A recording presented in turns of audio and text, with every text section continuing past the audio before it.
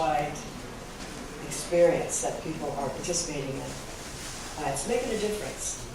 So we thought we'd start with kind of how it all came about.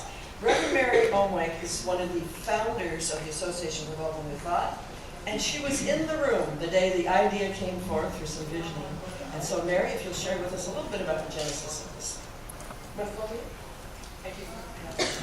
Where'd you go? Oh, Faith, you took our mic.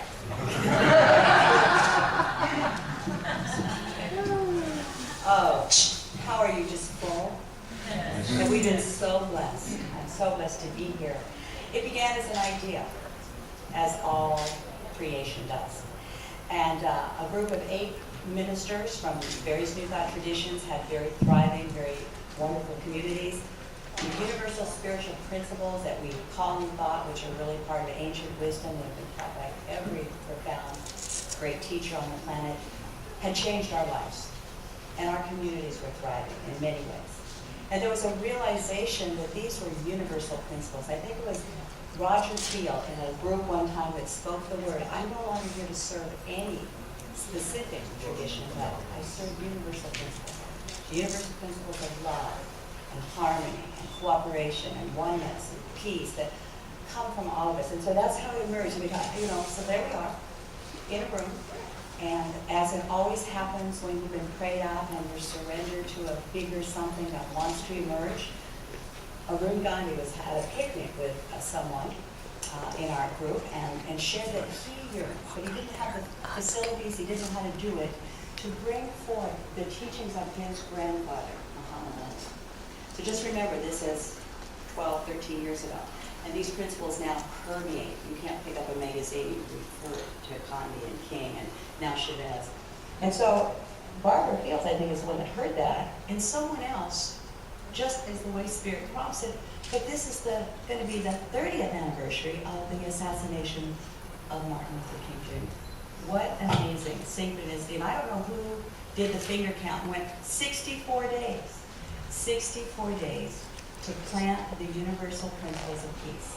What we knew was that as a spiritual-based communities, we were never going to take Jesus and Buddha into our schools, our workplace, into our governance, into science.